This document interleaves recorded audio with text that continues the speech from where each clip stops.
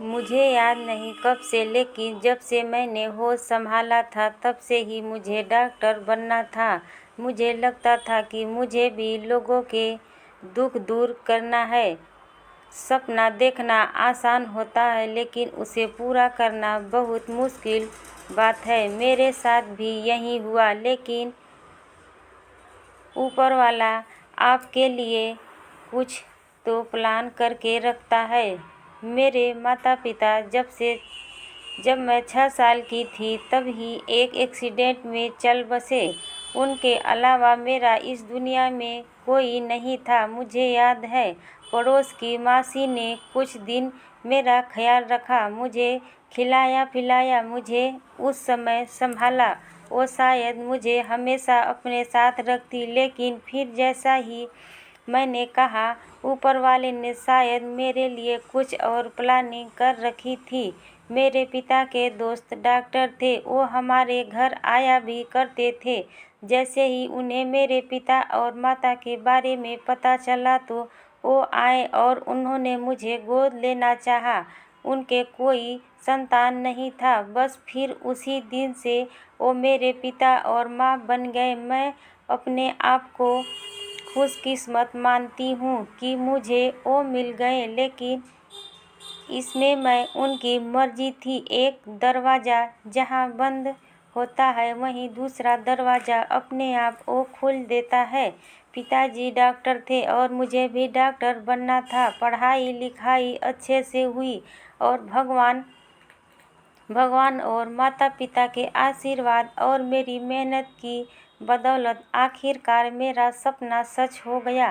पढ़ाई पूरी करने के बाद पिताजी के क्लिनिक में इनके साथ मैंने प्रैक्टिस की और फिर वहीं उनकी थोड़ी ही दूरी पर उनके सहयोग से मैंने अपना एक छोटा सा क्लिनिक भी खोल दिया। कई लोग आते क्लिनिक पर और मैं उनके इलाज करके खुश होती, लेकिन पिछले कुछ दिनों से मेरी क्लिनिक के बाहर एक बुजुर्ग महिला आती है। शुरुआत में वो आती थी, बाहर से ही मुझे देखती थी और चली जाती थी। मेरे क्लिनिक के सामने ही उन्होंने अपना डेरा डाल लिया था।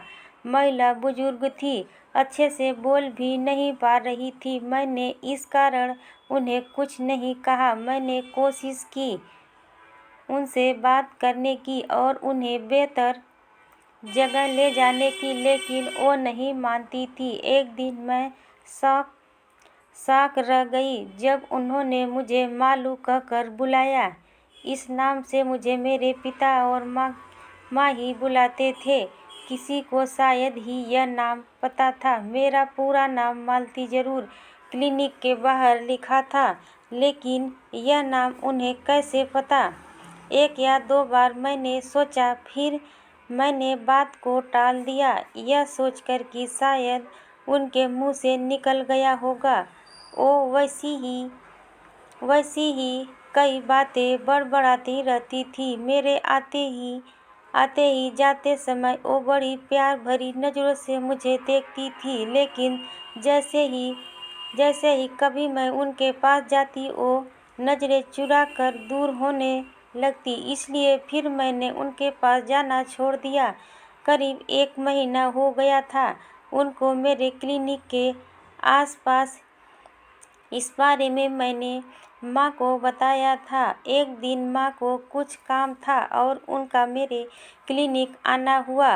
वहीं उन्होंने उस बुजुर्ग महिला को देखा। देखकर उन्होंने उस समय कुछ नहीं कहा, लेकिन मेरे घर जाने के बाद उन्होंने कहा कि उनकी शक्ल जानी पहचानी सी लग रही है। उन्हें ऐसा लग रहा था कि उन्होंने कहीं उनको देखा है। करीब 15 दिन बाद एक दिन मेरे घर जाने पर माँ मुझे कहती है कि उन्हें पता चल गया है कि वो कौन है, लेकिन अभी पूरी बात नहीं बता सकती। मैंने कहा, कौन है? आप उन्हें जानती हैं क्या? वो मेरा नाम भी जानती है। उन्होंने मुझे मालू कहकर बुलाया था। कौन है ओ? माँ ने कहा कि अभी नहीं, पर बहुत जल्द मैं तुझे बता दूंगी कि वो कौन है। अब मेरे मन में भी विचार आने लगे कि वो कौन है, आखिर इस हालत में कैसे आ गई। अगली सुबह हमारे घर पर मासी आ गई। मासी को माँ ने बुलाया था। आते ही मासी ने उनसे मिलने को कहा। अभी तक मेरे समझ नहीं आ रहा था कि यह क्या हो रहा है। हम तीनों क्लिनिक गए। मासी ने देखा और माँ को कहा कि हाँ, यह वही है। दोनों उनके पास गए। उनको आता देख वो दूर जाने लगी, लेकिन मासी ने उन्हें उनके नाम से बुलाया। बिमला, बिमला बहन रुको। अपना नाम शायद उन्होंने बहुत दिनों के बाद सुना होगा। मासी ने उनका हाथ पकड़ा। वो फपक फपक कर रोने लगी। मासी के कहने पर पहली बार वो क्लिनिक में आई। अंदर बैठी पहले से अच्छी लग रही थी, बात भी कर रही थी, रोते भी जा रही थी, लेकिन मुझे अभी तक समझ नहीं आया कि आखिर वो महिला है कौन, जिसे मेरी माँ और बचपन की मेरी पड़ोस वाली मासी जानती है। माँ जब उनसे बात कर रही थी तब मैंने मासी को बुलाया और पूछा कि आप तो बता दो, यह कौन है।